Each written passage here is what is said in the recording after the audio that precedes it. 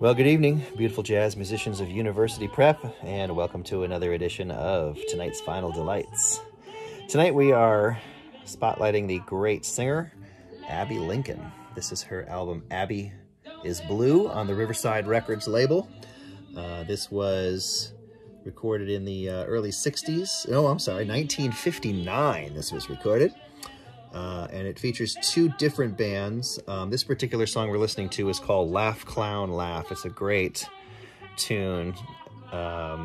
Nobody plays this anymore. Such a wonderful tune. Maybe we'll have to bring that one back. But it features a great band. Stanley Turrentine on the tenor saxophone, his brother Tommy Turrentine on the trumpet. Cedar Walton is playing the piano, Max Roach on the drums. Max Roach and Abbey Lincoln would get married in 1962. And they were married through, I think, up till maybe 1970 or so, put out a couple of great albums together, including Max Roach's We Insist, which is one of the landmark albums that married jazz music and civil rights. And as a result, Abbey Lincoln became, not only was she a wonderful jazz musician, she was an actress, but she was also a very, very active activist. Activist? Why not? In the civil rights movement of the 60s and 70s. And a lot of her songs dealt with some of the themes that were going on at the time.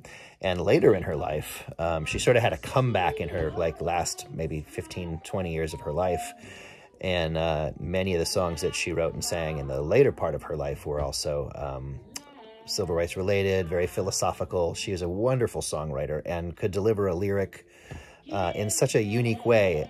She was a disciple of Billie Holiday, they say, although I think while there are some similarities, I think there's so many unique things about Abbey Lincoln. The way she phrases, her timing, the way that she manipulates words inside of her mouth before they come out is really remarkable to me.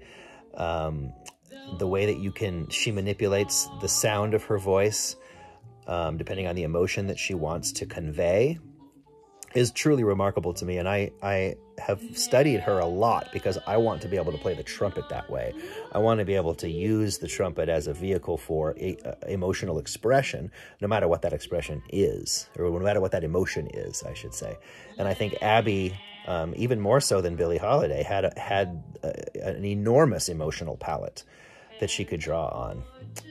And I think this song in particular, Laugh, Clown, Laugh, is a great example of that, because the first half of the song is an upbeat swinger, and then you get to this last part of the song and they slow it way down. And she's able to approach the song from both tempos, which leads to different emotional content, right? So I think she's really able to show off that ability that I'm talking about, where she can really embody whatever emotion she wants to embody. And the way that she changes her voice and her phrasing and the way she enunciates and articulates words is something that I think we as horn players, we can really learn from. Because really, horn players, what are we trying to do? We're trying to sound like singers. I mean, ultimately, that's what we're all doing. We're all trying to imitate the human voice. And the human voice has so many advantages over the instruments, right? So we have to take everything we can. And I think studying Abbey Lincoln and the way she uses a lyric and caresses the words is really remarkable to me. So I hope you'll focus on some of that as you listen to this. The album is called Abbey Sings Blue, and I'm sorry, Abbey is Blue. And most of the songs on here are kind of sad, kind of blue. They're not blues songs, but they're sort of bluesy, I suppose. But there's so much emotion dripping off of every single one of them. So I hope you'll take a listen. Abbey Sings Blue, 1959, tonight's Vinyl Delights.